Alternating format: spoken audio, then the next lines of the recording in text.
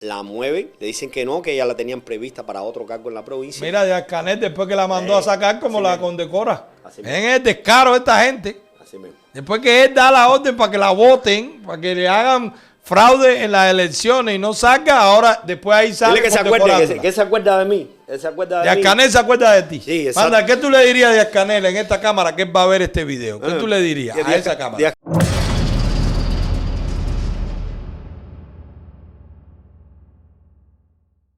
Nosotros vamos a tener aquí a Vladimir Rivero Valerón. Ustedes van a saber quién es Vladimir Rivero Valerón. Ustedes van a saber qué fue lo que hizo él, qué cargo tuvo o qué grado militar tuvo dentro del Ministerio del Interior. Van a ver cómo fue su trabajo en silencio, ¿verdad? En silencio, anónimo, por la libertad de Cuba, por cuánto tiempo lo hizo, cómo empezó.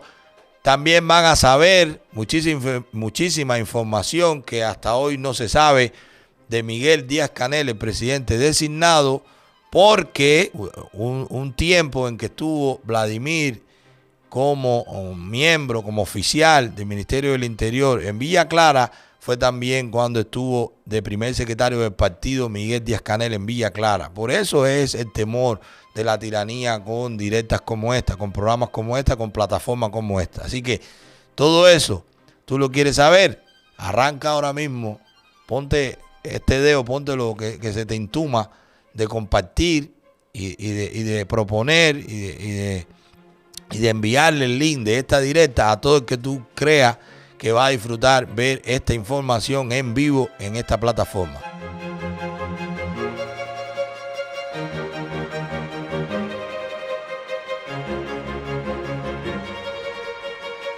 Bueno, Vladimir, estás aquí en vivo. Muchísimas gracias por estar aquí. Gracias por trasladarte hasta aquí, por tomarte tu tiempo, venir tempranito. Esta es la cámara a la que tú vas a hablar. Cuando tú le hablas a la gente, pues tú le vas a hablar por esa cámara. Tú y yo vamos a conversar, ¿verdad? Porque yo estoy muy curioso. Coco Fariña me había hablado de usted. Coco Fariña me había dicho lo que usted había hecho por la libertad de Cuba. Pero bueno, no había tenido la oportunidad de tenerlo usted frente a frente. Y lo primero que quiero hacer es agradecerle por lo que usted hizo. Agradecerle de verdad por arriesgar su vida, la suya, la de su familia.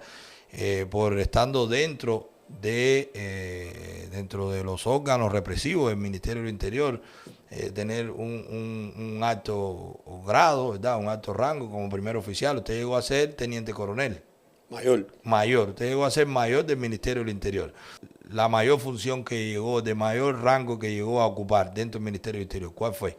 Jefe de unidad operativa. Fue jefe de unidad operativa. De la contrainteligencia. De la contrainteligencia. Y del DTI. Y del DTI, en Villa Clara. En Villa Clara. Y en Cienfuegos.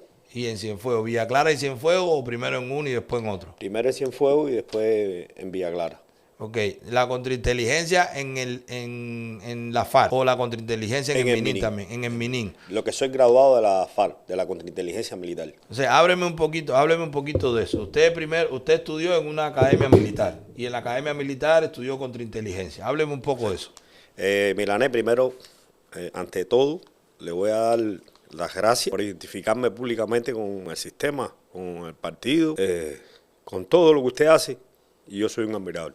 No. Gracias a usted. Yo no he hecho nada. Yo lo que hago es admirar lo que han hecho ustedes y poner aquí frente a todo el mundo que hay muchísimos héroes silenciosos que la gente no habla, que no salen a buscar views, que no salen a buscar like y que lo que han hecho por Cuba, bueno, pues hay que mostrarlo. Más que nada, primero por hacer justicia, por lo que ustedes han hecho, y segundo también por motivar a los que están hoy haciéndolo y que sepan que todo lo que están haciendo no es en vano y que vamos a ser libres, que gracias a ellos también. Así que nada, no tiene nada que agradecerme. A mí hay una interpretación que yo solo transmitía a la gente que trabaja conmigo porque soy un impulsor de nuestras ideas por la libertad de Cuba. Le explicaba a estos muchachos que generalmente son jóvenes que no solo está en lo que uno está haciendo, sino por lo que hemos pasado. Un adoctrinamiento del sistema del comunismo es fuerte porque ellos le dedican mucho tiempo a eso.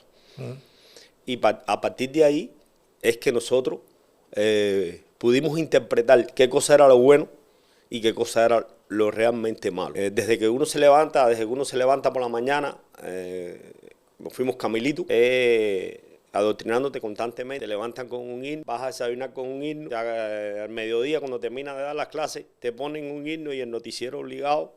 Claro. Y entonces estas son cosas que aunque uno es joven, le va introduciendo psicológicamente en un pensamiento que puede ser positivo, puede ser erróneo. Porque muchos de nosotros cuando salimos de los camelitos ya iban con una definición de que eso no servía. Mucha gente ya desde que está en los camelitos, ya hay gente que ya sabe que no va a ningún lugar. Yo, es verdad, yo cuando terminé el pre, fue desde que ya terminé el pre, ya yo sabía que no, que eso no iba a ningún lugar. Así mismo es, desde que terminé el pre, ya yo sabía eso. Pero bueno, a partir de ahí también, cuando vienes con una familia, que somos una familia educada por nuestros padres, que era un adoctrinado, que conocía qué cosa era lo bueno y qué cosa era lo malo del sistema, también no descansaba en eso, seguía. Y entonces en el año 1989 solicito una carrera de retaguardia para la Unión Soviética y a la vez, en la tercera opción que yo había pedido, pedí contrainteligencia. Al pedir esto, fui el último escogido para la escuela militar, que iba para la escuela del KGB en Rusia, pero por problema que en ese momento estaba la revolución sandinista, nos planteaba que no me podían dar la carrera para Rusia, que si podía ir a estudiar, mantenerme estudiando. Yo le dije que yo fui el último a escoger porque yo no era militante de la juventud, ni quería ser militante de la juventud. Los que me conocieron en esa época sabían que yo era un poco, como decimos nosotros, un poco indisciplinado en el sistema. Y esto ellos no lo interpretaban de esa forma. Entonces llego aquí a La Habana a estudiar. Esa escuela está... Pero hay un tema ahí, Lo primero es que o sea, a la gente que estudia contrainteligencia militar en Cuba, muchos en aquella época donde lo estudiaba era en la KGB de Rusia. Sí, porque en ese 2 años anterior no se estudiaba en Cuba. Sí, se escogía por los profesores que venían, que estaban en la Máximo Gómez, se escogían ya a los oficiales, que eran oficiales de distintas especialidades en las Fuerzas Armadas, y se escogían, que eran agentes, discúlpenme la palabra que yo utilizo en determinado momento, eran chivatos que practicaban esto. Y lo que le decían los militares, yo me acuerdo cuando estaban en el servicio, le decían los trincas. Sí, los trincas eran los de la contrainteligencia militar. Okay. Y entonces, a partir del mando... ¿Tú te dabas cuenta porque andabas en un Ural? Exacto. Con un motor, una silla eléctrica. Entonces, iban a estudiar a la Máximo. En aquel momento, los que eran cadetes iban a Rusia al KGB. Ok, entonces eso significa, ¿verdad? Por deducción, eso significa que muchísimos oficiales hoy de la contrainteligencia militar son graduados de la escuela de la KGB, principalmente los primeros oficiales, porque a este tiempo deben ser mayores, tenientes coroneles o de capitán para arriba. Sí. Si fue la graduación tuya o 2 años antes.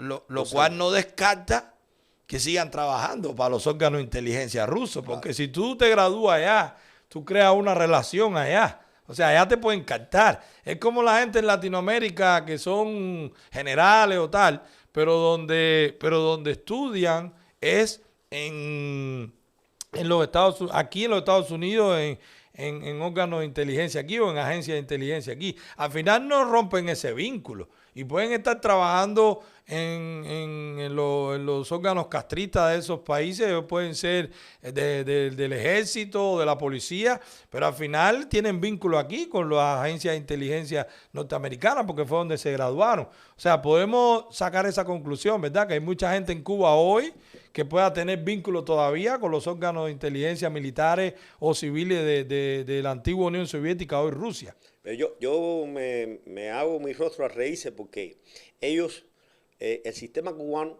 dirigido por Fidel Castro, es el más despiadado del mundo. ¿Qué pasa? Estos misma gente que iban a estudiar a Rusia en distintas especialidades y entre eso la contrainteligencia, la KGB, cuando llegaron a Cuba a partir de la perestroika y de la glasnost, cuando llegaron a Cuba, a todos se le abrió un expediente que se llamaba Operación Oso, de donde estuvieran. Si estuvieran en Benín, estuvieran en la FARC, donde estuvieran. A muchos muchachos que fueron a estudiar a Rusia en ese momento, cuando llegaron, los licenciaron. Le dijeron, no, tú eres ingeniero en construcción de pistas y agrónomo, pero vas a ir para... El mero hecho de que tú hayas estudiado El mero hecho de que tú hayas estudiado en Rusia ya te hacía sospechoso que tú fueras parte de lo que está pasando en Rusia. Así mismo. Increíble, ¿eh? Así Esta gente... Porque hacían 4 o 5 años atrás, el principal socio de Cuba era China, de todos los puntos de vista, porque Rusia había caído en debilidad de Brezhnev y toda esta. Sí, lo que ellos consideraban que la gente estaba... lo que ellos consideraban que como estaba habiendo transformación en Cuba, en Rusia, pues eso no se podía traspolar a Cuba. Y que ustedes, los que estudiaron allá, podían ser agentes de esa gente que estaban en Rusia y que podían tratar de provocar eso en Cuba. Porque ellos brincan según sus conveniencias y según para mantener su fortaleza, que ellos creen que es su fortaleza. Ellos brincan de un país a otro.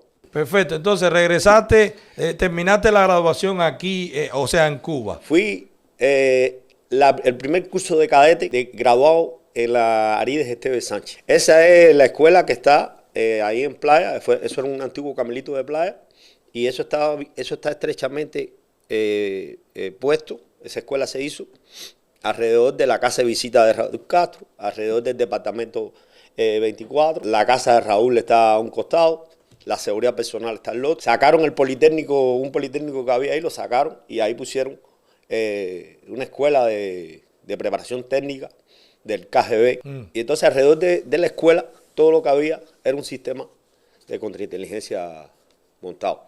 Y por supuesto, un sistema de vigilancia estricto. A todo el que estaba alrededor de eso. Exacto. Ahí, cuando estaba en quinto año, me marcaron por un problema ideológico porque decían que yo protestaba mucho. En cuarto año de la carrera estuvimos, porque ellos decían que en Cuba existía la propiedad privada, según lo que decía el derecho. Y yo, liderando un grupo de cadetes, decía que en Cuba no existía. Yo decía que eso era mentira lo que decía la Constitución, porque aquí en Cuba no existía ninguna propiedad privada, porque el Estado cada vez que le daba la gana le quitaba las cosas. Claro. Siempre me marcaron como un leguleyo para ellos.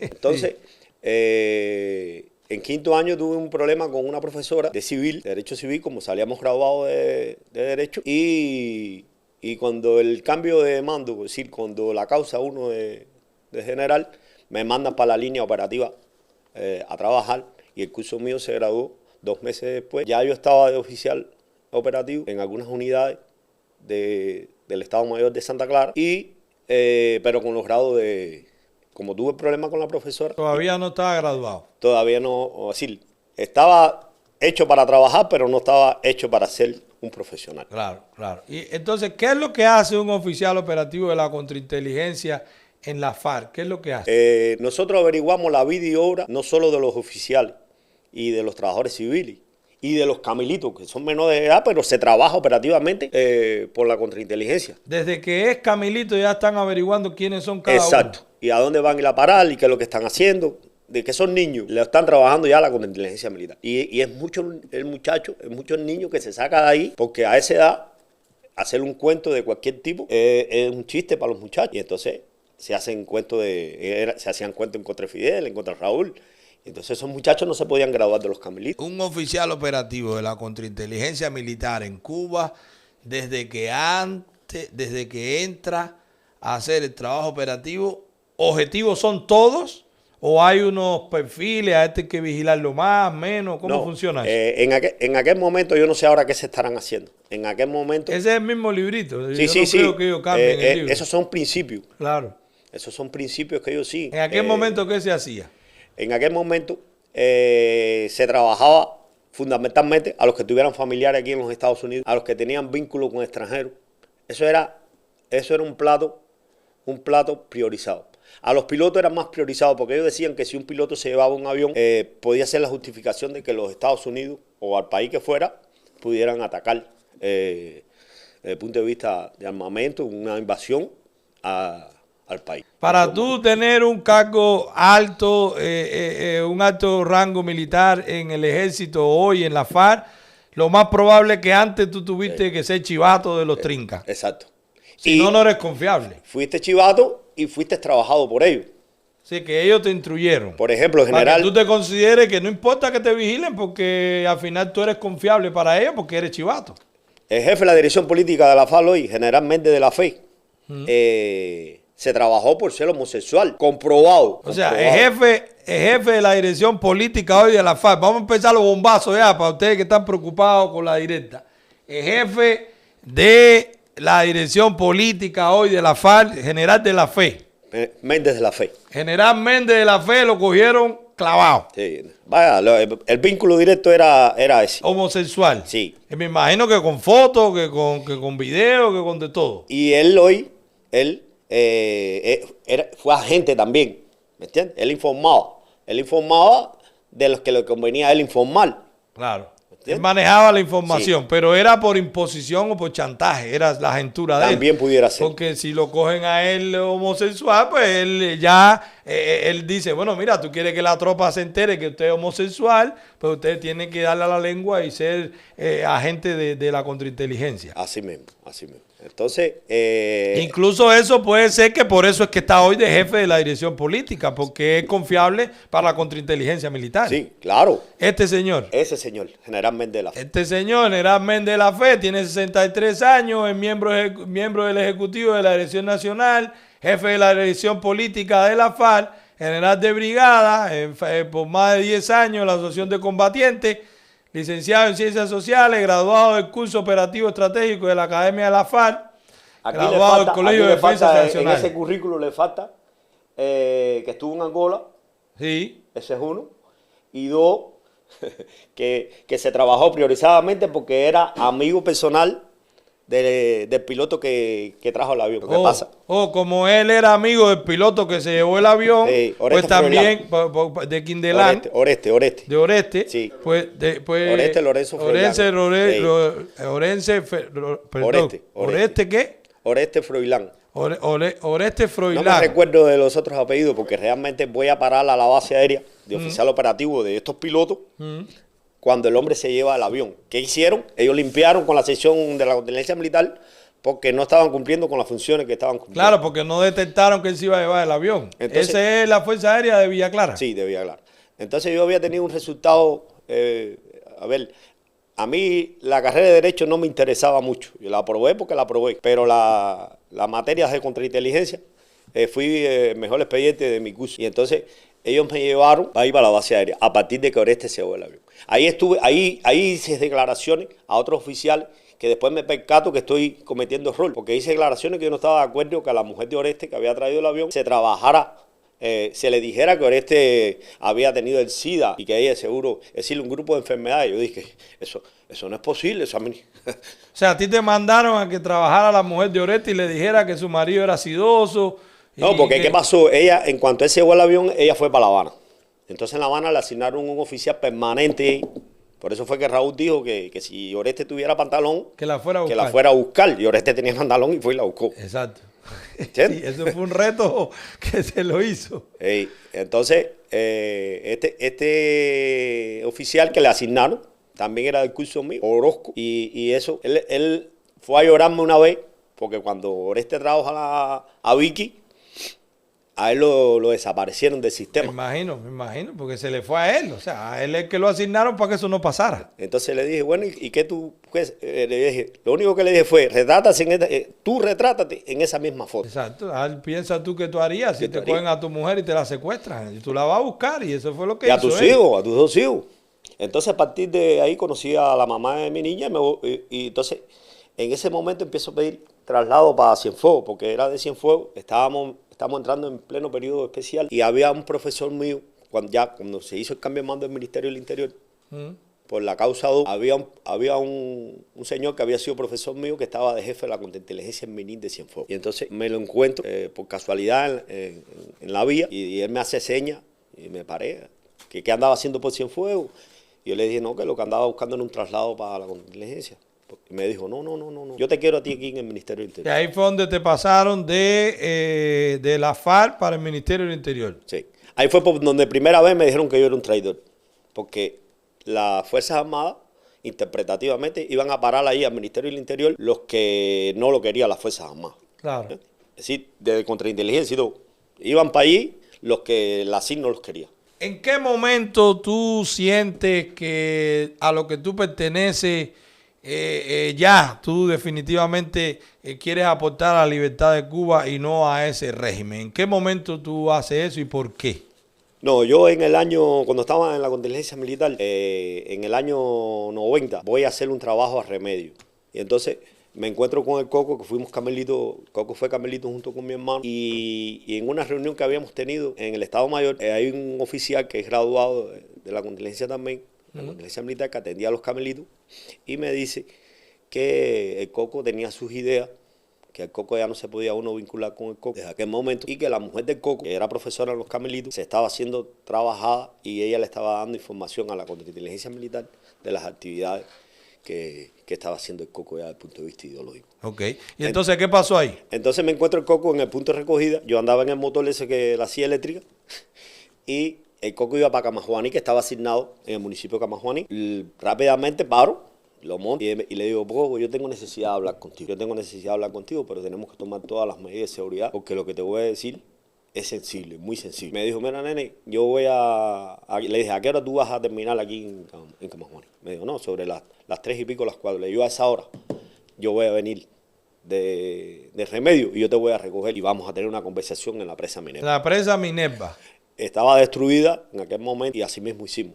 Ahí le digo, bueno, Coco, te voy a transmitir, la esposa tuya te está traicionando, está dando la información a la contrainteligencia militar. Buscamos contacto a partir de ese momento, contactos impersonales, es una forma de contactar con... Y ahí aplicamos. El padre de Coco iba a buscar la leche cerca de la base aérea y cuando yo le quería dar una información importante, no me dirigía directamente al Coco, sino a través del padre. Iba allí, nos poníamos de acuerdo a la hora determinada y se le transmitía la información de interés que le hiciera falta en ese momento, o que yo consideraba, o que él te había pedido exacto, antes o lo exacto. que sea.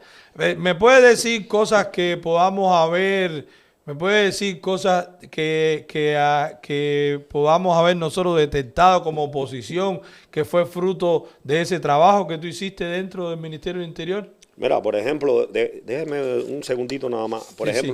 ejemplo, de que el viceministro primero del Interior venía a ver al Coco, vino a verlo. Yo le dije, Coco, va a venir el viceministro primero, Carlos Fernández Gondín, quiere tener, aquí en esta provincia, quiere tener un contacto, aparentemente es contigo. Igual que el general Candaría, se dirigió también a la provincia en un momento determinado, le dijo, voy a decirle el otro nombre del otro general, nos dijo que él venía con el objetivo de eliminar al Coco, por misión de Fidel Castro. O sea, que a través de tu trabajo, Coco fue advertido de que por petición de Fidel Castro habían primeros oficiales del Ministerio del Interior que venían a tener una reunión con él, pero que la misión era eliminarlo. El general fundamental que vino, que era jefe de operaciones del Ministerio del Interior, el general Adalberto Rabeiro, general de brigada, ese es jefe de G2, vaya, en otras palabras, operaciones G2. Ese fue a Villa Clara también con el objetivo de eliminar físicamente al Coco, es decir, de darle orientaciones. Tuvo intercambio con el Coco y el Coco le dijo que él con la muerte sabía que a él lo iba un día a sacar del camino. Y entonces el tipo se montó en el carro, ya alardeando de su poderío y de su fuerza, y dijo que el Coco estaba loco, que lo que el Coco tenía era que estaba loco, tenía problemas psicológicos. Porque ¿qué pasa? Eso fue a raíz de que el Coco tuvo el problema que le golpeó a la gente Félix, discúlpenme la palabra, era un chivado de nacimiento propio. Cuando estuvo, eso lo reclutó G2 cuando le crearon ficticiamente que él pertenecía a una banda de contrarrevolucionarios en el Escambray. Y entonces la agente Félix estuvo preso, fue uno de los agentes que ellos desenmascararon, que fue un bombo y platillo. Entre eso estaba el coronel, en aquel momento era el capitán Castellón, y fue... Que hoy es que hoy es el departamento 21. El del departamento 21, Exacto. que su origen era un chivato. Sí. El agente Félix era y entonces el agente Félix trató de, en un momento determinado, atacar a Coco en el velorio de un señor ahí familiar, y el Coco, defendiéndose porque le sacó un cuchillo, le dio un golpe aquí en los miembros de la costilla, y eso le afectó y el hombre murió de eso. Entonces por eso que venía el general, entre otras cosas, ya a tratar de eliminar físicamente la vida del Coco. Bueno, entonces ahí el Coco se defendió, nosotros se vamos ahí, nosotros ya sabemos qué fue lo que pasó, el hombre por poco muere, el Coco le metió un golpe a una costilla, la costilla le pinchó los pulmones y bueno, a Coco lo tenían guardado, lo tenían trancado.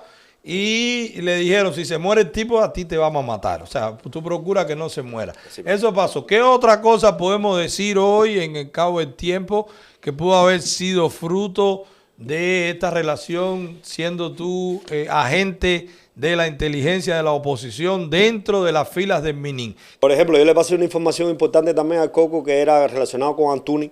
Hoy aquí, valioso, un hombre de muchos principios, Antunes.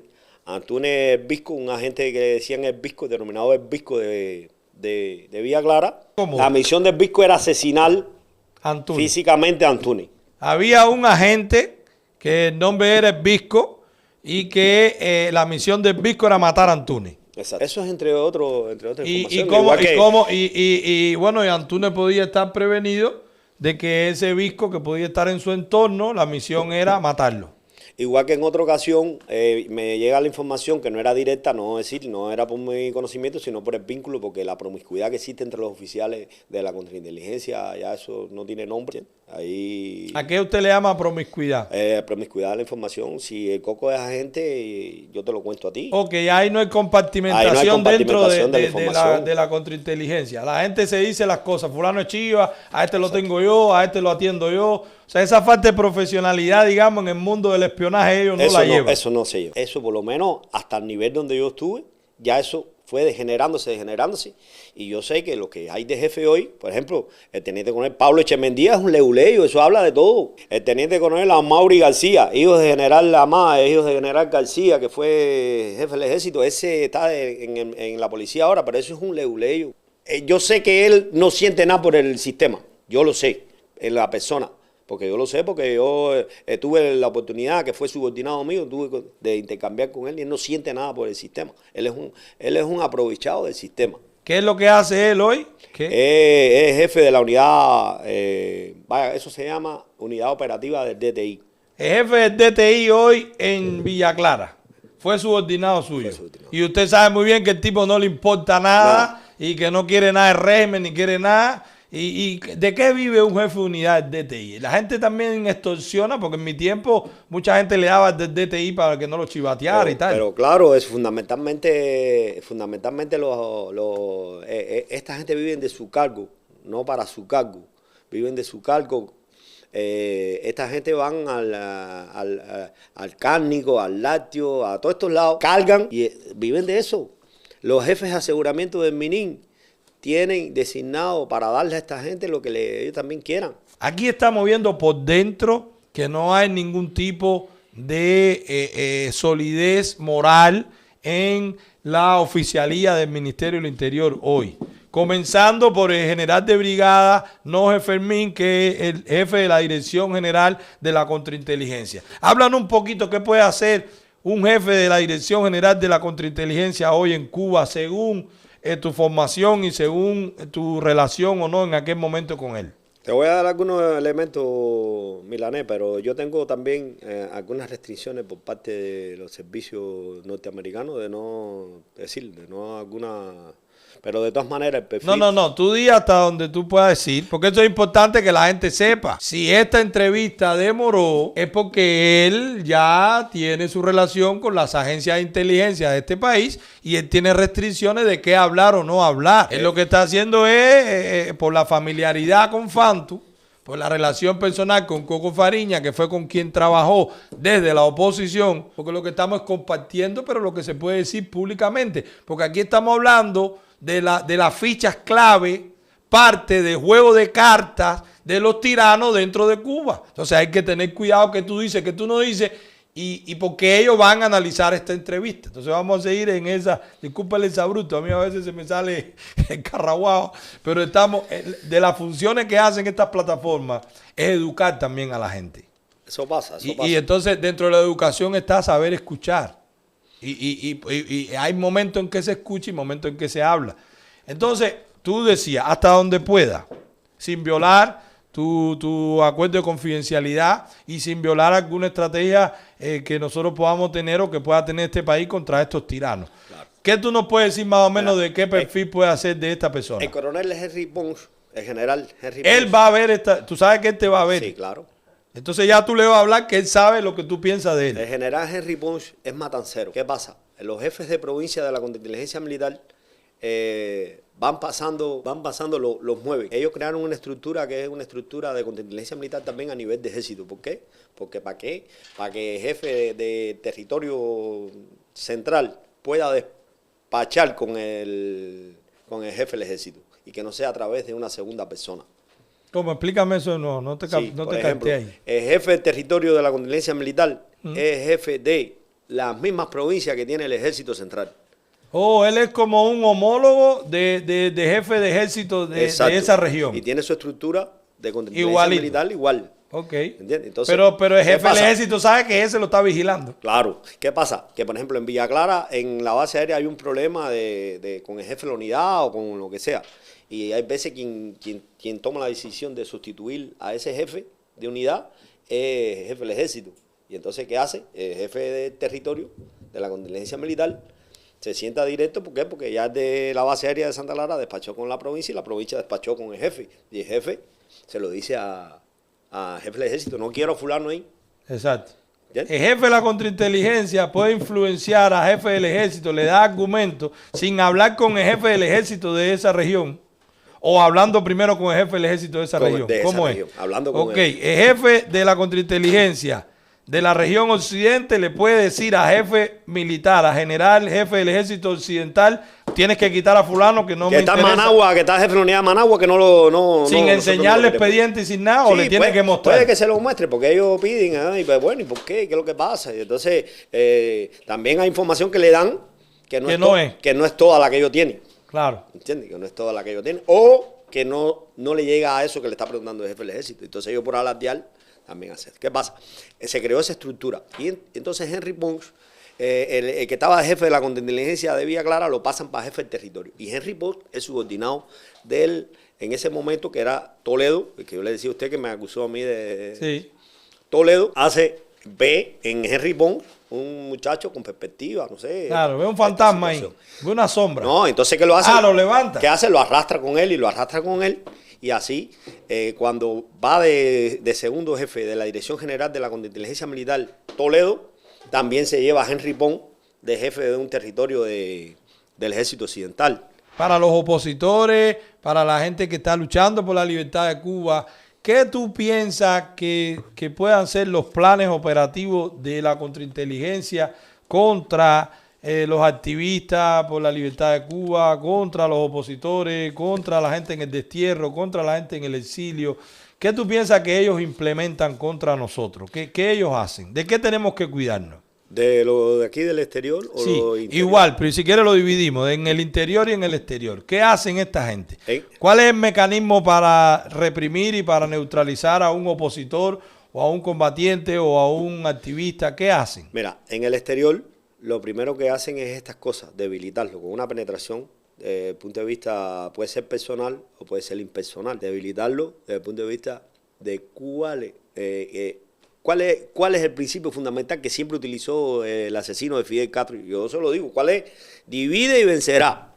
Y eso es lo que ellos hacen con todos ustedes. Yo el que luche contra Cuba, haya sido lo que haya sido, yo lo felicito, porque está luchando contra Cuba. ¿Me entiendes? Tú pudiste haber sido un adoctrinado, tú pudiste haber sido lo que haya sido o haber tenido una debilidad en un momento dado, pero ¿qué tú estás haciendo ahora contra el Estado este? Entonces hay que proteger. Entonces, ¿qué es lo que hacen ellos? Lo primero que le hacen a ustedes es esto, dividirlo. Que si dice Otaola, que si dice no sé quién, y entonces yo le escribí hace poco a usted y le puse que no te dejara desviar, que siguiera en tu camino recto, que olvidara eso. A veces duele. Porque a veces duele que de uno difama. Que ellos lo hacen bien, ellos tienen experiencia haciéndolo. Pero, y saben cómo hacerlo y te perfilan a ti también y saben qué hacerte para que tú brinques. Pero no podemos desviarnos de ese camino. Pues yo le ponía a los muchachos que trabajan conmigo, cómo José Maceo, cómo Antonio Maceo supo superar en la goleta la decisión que tomó Martí con él. porque ellos dos se juraron matarse a muerte cuando terminara la guerra. Fuera de Cuba. Tu entrada financiera, ellos utilizan mucho eso, tu entrada financiera. ¿De qué depende tu entrada financiera? Entonces, a base de ahí viene el descrédito, ¿me entiendes? Viene el descrédito. Porque ¿qué? Le agrego lo que es verdad y lo que es mentira. Y le agrego esas cosas al descrédito y entonces ya tú no sabes definir, nadie sabe definir, a los que nos llega la información, qué cosa es verdad y qué cosa es mentira. Pero entonces tú me estás perdona, te estoy tuteando porque vamos un rato hablando. No importa, pero no es por falta de respeto, ¿ok? No. Perfecto. Entonces, estamos definiendo aquí que, por ejemplo, cuando nosotros lanzamos el Consejo para la Guerra, que hablamos de que había que recaudar dinero para hacer esa iniciativa, ¿verdad? Si alguien sale y dice que de un peso va preso, está también atacando la parte financiera, claro, porque no era algo que le gustara a General Jorge Fermín que se creara fuera de Cuba una fuerza que se autofinanciara, que no dependiera de Gran. Entonces eso es atacar la parte financiera también. Y disculpe que yo lo interrumpe, sí. Si está haciendo lo que esté haciendo usted de eso, me hace falta que me inscriba a mí también. No, estoy de acuerdo, claro, yo lo sé. Gracias. Estoy ahí. Gracias. Bueno, lo estás haciendo ahora, dando toda esta información. Sí, pero quiero estar también ahí. Si tengo que ir allí, tengo que ir para demostrar, porque yo con mi hermano compartiendo eso, mi hermano no, con otra amistad de mi hermano, le dije, no, el que dude de mí, que me pruebe. No, pero aquí no, si nosotros tuviéramos duda de ti, no estuviera aquí. No, yo lo que no con relación a usted, sino con relación a esas personas, porque a veces, ahí no se atreven a entrar. Pero eso es un ataque también, la provocación. Claro. Pero yo respondí, yo nada más respondí con esto. El que dude de mí, que me espere, que nos vemos pronto. Pruébame. Que me espere. Perfecto. Bueno, entonces uno de los ataques, vamos a ver, la parte financiera, la parte moral, eso es a los que están fuera de su alcance, o más lejos de su alcance. No fuera, porque aquí afuera tiene que haber penetración de la inteligencia cubana. Mucho. Perfecto. Entonces, ahora vamos adentro. ¿Qué hacen con ahora vamos para adentro. Adentro, la utilización primero es el desprestigio moral que hacen sobre los opositores, ¿me entiendes? Tratar de desprestigiarlo moralmente, ¿por qué? Porque como el cubano siempre vivió de esto, del eslogan, ese tipo está limpio, eso es un luchador, eso no, lo primero que hacen es tratar de vincular todo lo que haga el opositor con los delitos policíacos, todo. Y de que uno se levanta en Cuba está haciendo ilegalidades. Claro, al quitarte el trabajo, a botarte de la escuela, a todo, pues inmediatamente cualquier cosa que tú hagas es ilegal. El que vende ají cachucha en Cuba es ilegal. ¿Entiendes? Es ilegal. Y ya es un delito común. Ya es un delito común. Ya es receptación, malversación, enriquecimiento ilícito por una cajita de cachucha. El que vende duro frío es lo mismo. Entonces, cuando van haciendo, le van creando un expediente. Por eso dice, no, tiene 10 antecedentes, tiene 10 advertencias oficiales. Tiene, es para crearle desprestigio sobre el opositor. Sobre el opositor. Claro, inmediatamente el expediente lo van cargando para que sea un agente, un antisocial, un ladrón, y a lo mejor fue una multa por vender duro frío, una de esos que a lo mejor gritaste en la cola y te dijeron escándalo público. O sea, ellos te van creando el perfil de un delincuente. Así mismo. No de un luchador por la libertad de Cuba. Sales al círculo infantil que no hay agua, que te llegó la información al opositor y va a eso. Entonces, bájame las manos que me estás hablando alto. Lo primero que empieza es el patrullero. ¿Usted me entiende? El primero que empieza a provocar es el patrullero, pero lo hacen con un fin, porque hay patrullas destinadas. Por ejemplo, hay patrullas que son destinadas para ir para la casa de Coco Fariña. Que nada más mandan esa patrulla. Claro, ahí no se puede montar otro policía que estaba preparado por la contingencia para trabajar sobre Coco y sobre su familia. Yo antes de venir para acá trabajé en una palada, el Quijote, en Cuba. Y el Coco, enseguida Coco, allá fueron a averiguar por ti por qué tú fuiste a comer al Quijote. Vení. Ese hombre, como le dije al oficial que fue, muchacho jovencito. No, porque ¿y qué tomó el Coco? ¿Y qué comió la gente que andaba con el Coco? Bueno, ¿y qué es lo que vendemos nosotros aquí si no es comida y es bebida? Exacto. De eso vamos a hablar también, de la paladar después que tuviste la licencia y vamos a ver cómo te licenciaste o cómo te lograron dar la baja. Pero entonces te atacan la parte moral y te cierran la parte financiera. Exacto. También a los opositores internamente. Y entonces el descrédito. Para que todo sea delito. El descrédito. Porque enseguida empiezan, bueno, el Coco, el premio Andrés Saharo, es una asignación que le da por algo. No es por gusto, es por algo importante que le da la Unión Europea a ese luchador. Entonces todo es que si el dinero, entonces viene el oficial, no, que si al Coco le gusta la buena vida, porque tiene un refrigerador bonito en la casa. Bueno, Y a ti no te gustaría, como yo le decía a veces a los oficiales, no, a Manuel Milanés le gusta la buena vida. Ven acá, chico, ¿y cuál es la buena vida para ti? No, ponerme, porque se ponen pituza y se ponen pulóes. Ven acá, ¿y a ti no te gustaría tener todo eso? Yo le respondía. A ti no te, eso es una de las cosas que me cuestionaban. Habían oficiales que iban más para adelante y lo decían a control interno. Claro. ¿Y a ti no te gusta tener eso? Entonces, ¿qué tú haces buscando esa información? Esa información ni se pregunta. Exacto. Vamos a hablar después de eso, vamos a hablar de qué información se manejó cuando Miguel Díaz-Canel fue el primer secretario del partido en Villa Clara, que en ese tiempo tú estabas como oficial activo. Díaz-Canel era el secretario del partido provincial de Villa Clara y Melgarejo era el presidente del gobierno. Hay dos jurós, el juró de la Asamblea. El Poder Popular y el partido. Exacto, y el del partido. Alrededor de estos dos jurós empezaron a aglutinarse, no porque yo no tengo nada en contra de los homosexuales. No, también aquí no estamos hablando de homofobia. No, pero es una condición, es una condición. No, ser homosexual es una preferencia sexual. Y que ellos lo tenían muy definido y que eso era un objetivo de trabajo de la contrainteligencia. No es que... La contrainteligencia, un objetivo es vigilar a los homosexuales. A los homosexuales, ¿me entiendes? Por eso me dio soberbia cuando la hija de Raúl Castro trataba de sacar en la Asamblea Nacional, bueno, sí, tu papá y todo el mundo, hasta hace 3 días, no querían saber de los homosexuales. ¿Cómo ahora tú vas a defender un principio de homosexuales? Eso es una demagogia, eso no tiene... Es un descaro, es una doble moral. Sí, sabemos por qué, porque es el billete de la Agenda 2030. ¿Me entiendes? Es la ONU que está dando dinero por defender a la homosexualidad y por defender la destrucción de la familia. Y entonces, el Buró Provincial del partido, más de 4 cuadros del partido, del Buró Provincial, que son 6 o 7, eran homosexuales. Más de la mitad del Buró del partido que presidía Miguel Díaz-Canel eran homosexuales. Y el del gobierno igual. El presidente del gobierno era homosexual, trabajado por la contrainteligencia. Él se enteró en una ocasión de que la contrainteligencia lo había trabajado en un lugar porque se había metido, y entonces él llamó al general y el general le mandó al coronel Carnica. Y yo estaba en Santa Clara. Entonces el coronel Carnica era el hombre que estuvo en Cienfuegos, que me pasó mi Palmenín. Él me llamó y me dijo, Vladimir, necesito que te prepares, que yo quiero que vayas conmigo al gobierno. ¿Y qué es lo que pasa? No, porque dicen, vamos, vaya, ¿dónde va allí? ¿Quién es este? Que George está ahí buscando en lo que tú vas hablando. ¿Quién es este? Es Alexis Melgarejo Farelo. Ese es Alexis Melgarejo Falejo, homosexual. Homosexual. Y que era en ese momento el presidente del Poder Popular de Villa Clara. Y que llegó a ser, a pesar de toda la información y de todo lo que se trabajó, llegó a ser el jefe de batalla de ideas de la operación en Venezuela. Con la anuencia de Miguel Díaz-Canel, porque el presidente del Poder Popular, quien lo pone es el presidente del partido. Claro. Quien lo avala o no es el secretario del partido. Cuando él le quitan, por el bombardeo que había allá en la provincia, precisamente todo vinculado a esto, es que él lo mandan para allá para relajarlo. Lo mandan para La Habana, y de La Habana fue que lo mandaron para allá para la operación esa de... O sea, un protegido. Un protegido. Y público... ¿Un protegido por qué? Claro, y público y notorio que era homosexual. O que es homosexual. Sí. Claro, pero trabajaba para la contrainteligencia militar. Y en Minin, toda esta gente le tienen rechazo a Minin. ¿Por qué? Porque como tienen cosas, ellos hacen así, se esquivan y entonces lo que hacen es que se amparan en la CIN, en la contrainteligencia militar, entonces, como para que lo proteja el Minin. Entonces le mandó a buscar al coronel y emplazó al coronel. Le dijo, no, porque dicen que están diciendo la contrainteligencia que yo soy homosexual.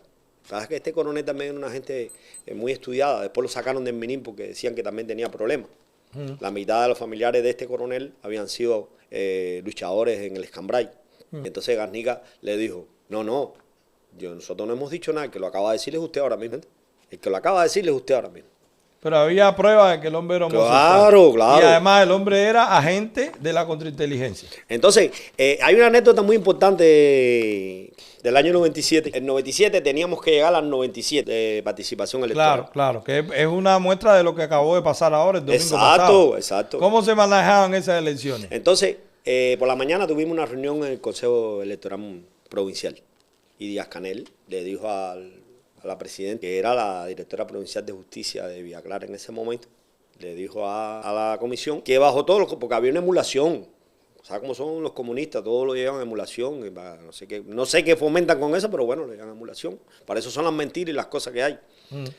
Entonces, que la provincia que llegara al 97 era una de las provincias destacadas, con probabilidad de que cogieran la sede por el 26 de julio. Claro.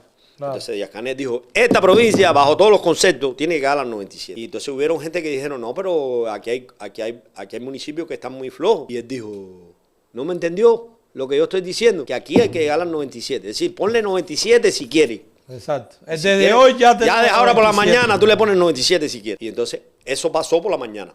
Por la tarde llegaron todos los miembros del buró, todos que se saludaban. Yo quisiera que tuviera como se saludaban. ¿Cómo saludaba? ¿Con besos en la boca? Ay, ¿para qué? Eso era una delicadeza. Eso es más delicadeza si hubiera una fiesta.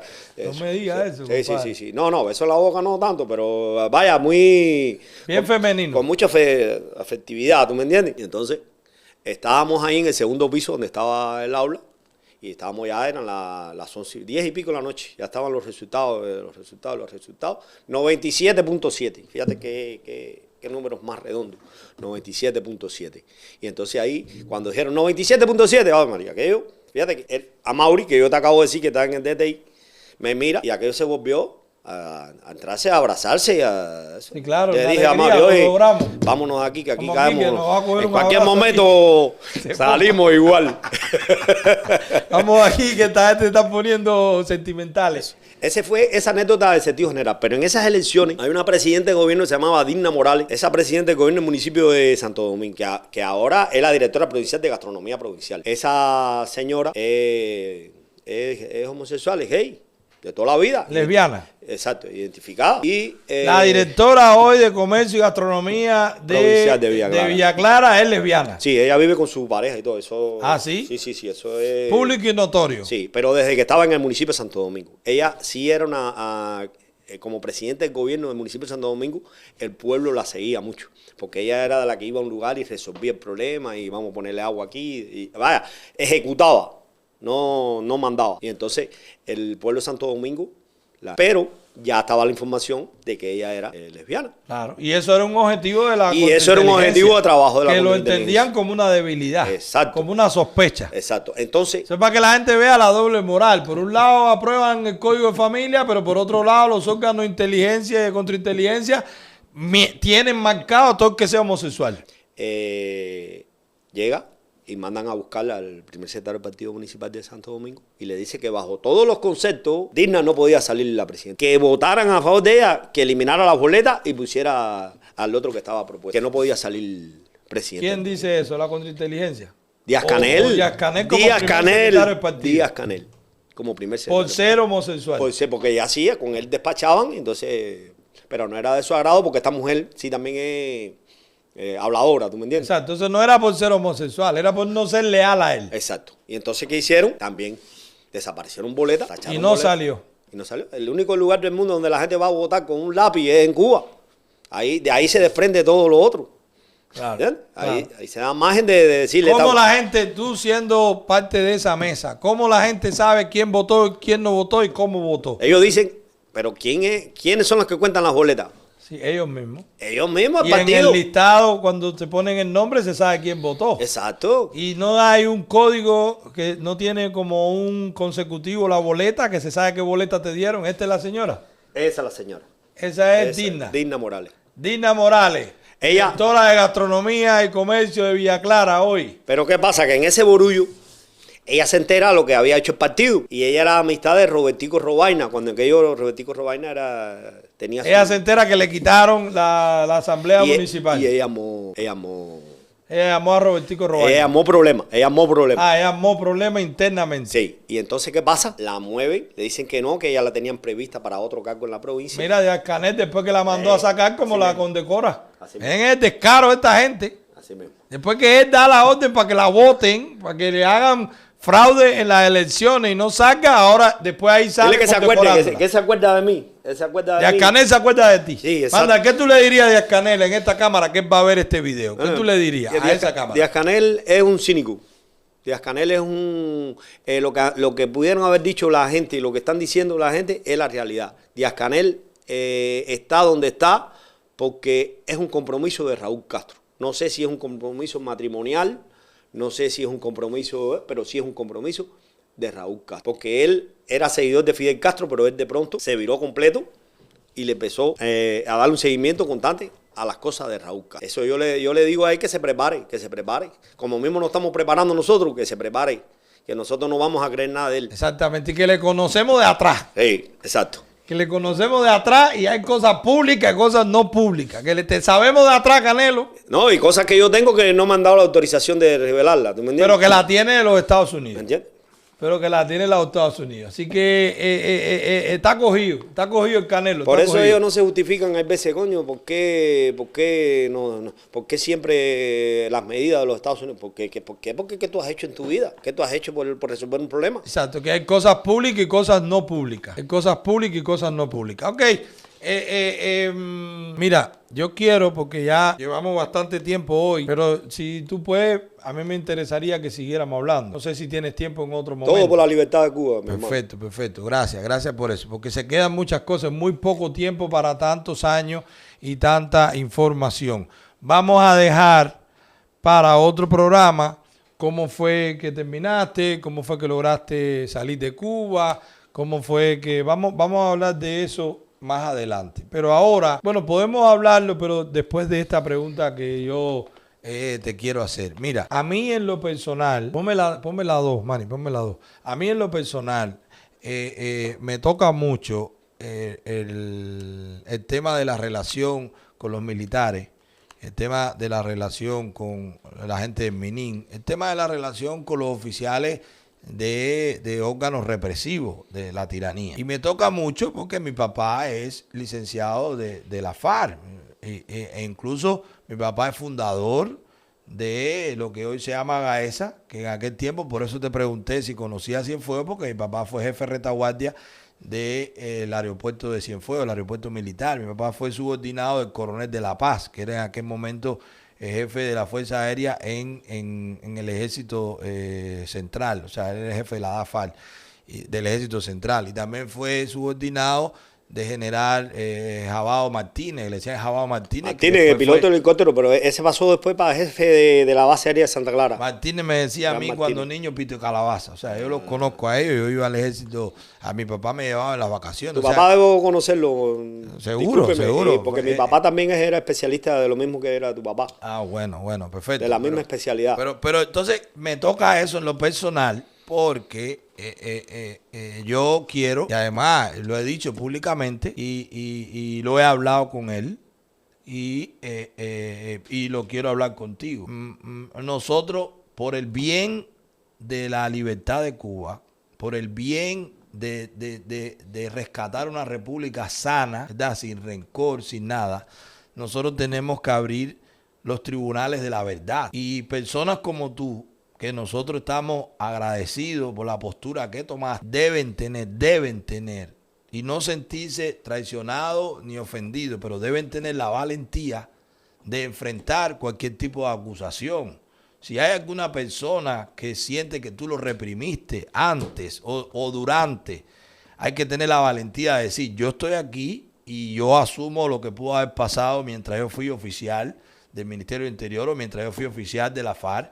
Por supuesto que tenemos toda la atenuante de tu postura, de jugarte la vida. Si a ti te cogían trabajando para la oposición dentro del Minin o dentro de la FARC, a ti te fusilaban. Porque la orden 1 de Raúl Castro es muerte al traidor. O sea, eso es pena de muerte, ¿verdad? Y eso lo sabe todo el que jura. Todo el que jura sabe que traicionar dentro de la FARC y dentro del Minin es muerte. Entonces, pero eso no quita que nosotros tengamos la valentía. Yo fui de la Unión de Jóvenes Comunistas. Yo fui administrador de bodega.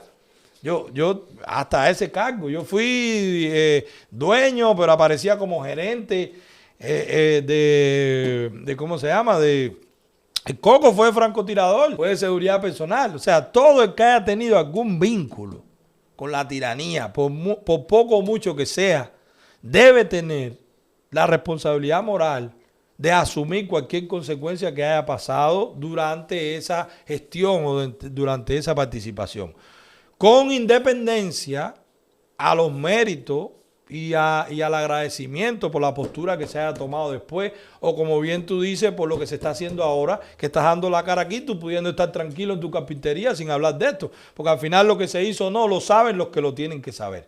¿Qué tú piensas de eso? O sea, ¿tú piensas que eso es así ¿O tú te crees, o tú te sientes que eso es como traición después que tanto tú aportaste también por la libertad?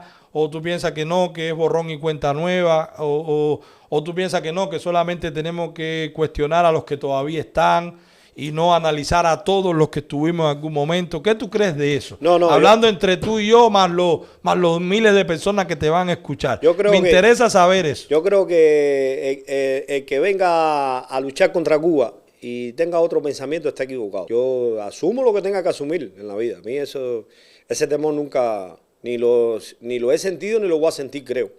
Porque ya con 57 años es difícil que pueda tener miedo de algo de eso. Y no me cabe la duda, por ejemplo, de expedientes que trabajé importantes, que eso lo tengo. Importante para mí, porque ellos decían que eran expedientes de puertas abiertas, que eran expedientes ideológicos en la provincia de Cienfuegos, que después, al cabo de los años, estuve acusado por los familiares en la ONU. Estuvimos acusados y cuando ya ellos supieron, porque cuál fue mi posición en aquel momento de la medida que iban a tomar, que yo dije que no, que yo ni me acordaba de eso.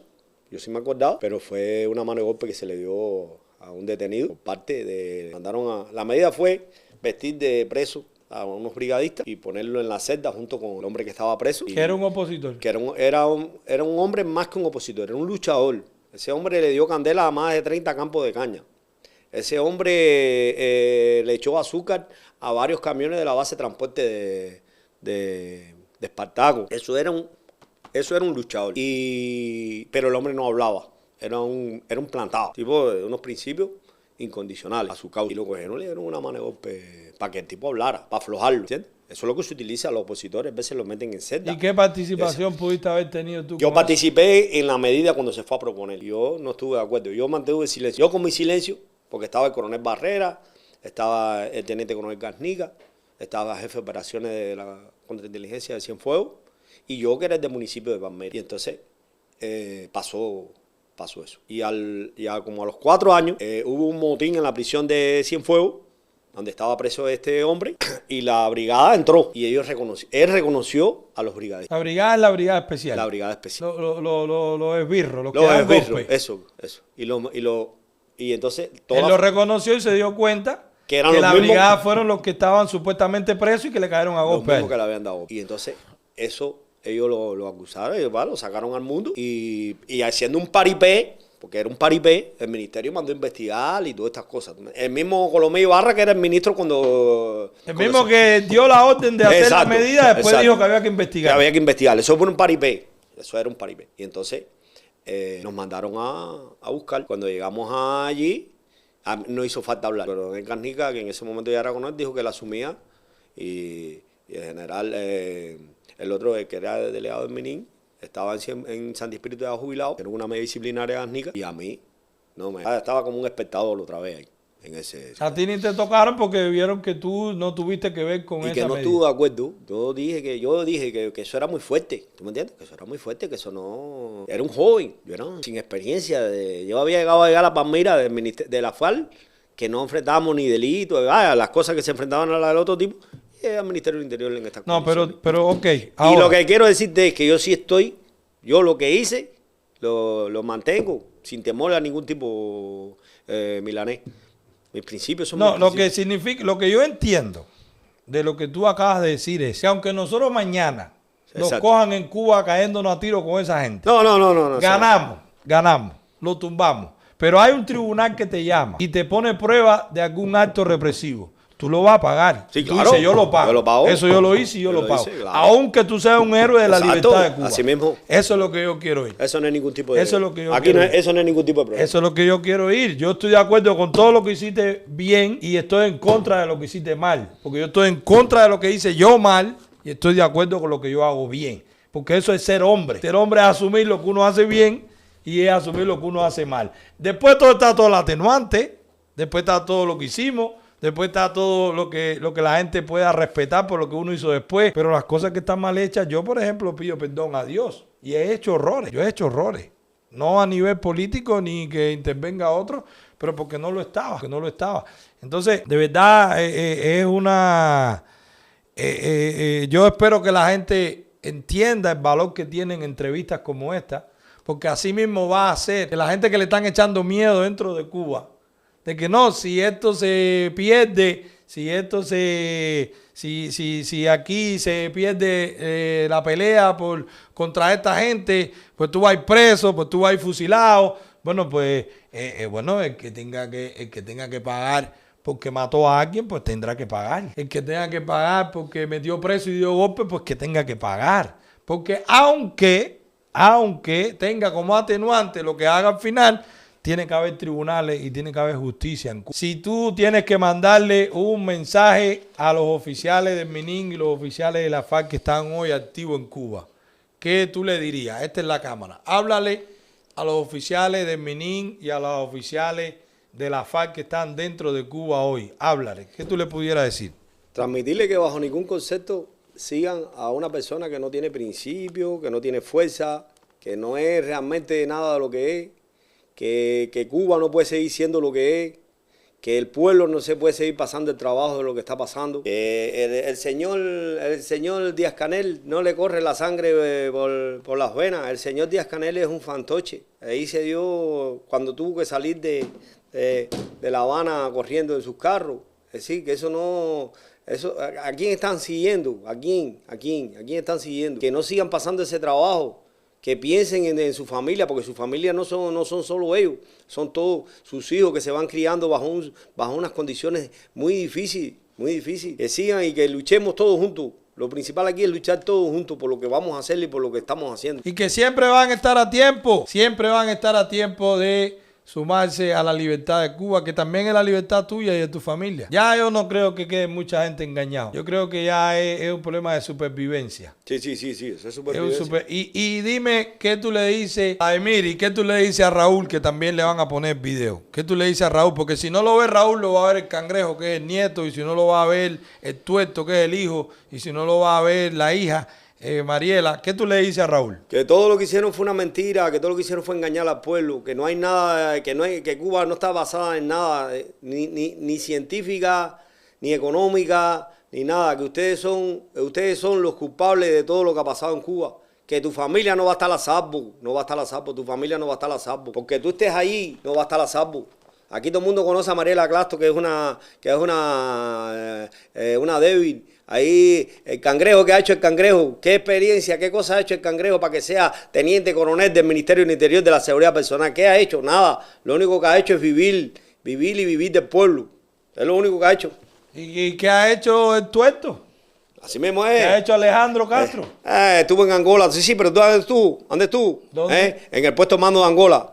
Ninguno tiene misiones combativas. ¿Entiendes? ¿Con qué moral él puede tener tropa? Entonces, ¿con qué moral puede tener tropa? Es un príncipe. No, pero aparte, con un alarde, cuando Raúl cogió el poder, estás al frente del Departamento de Corrupción de Cuba. Bueno, ¿y a quién metieron preso? Porque tenían que empezar por ahí, por la dirección del país, a meter gente presa por corrupción, como los hay.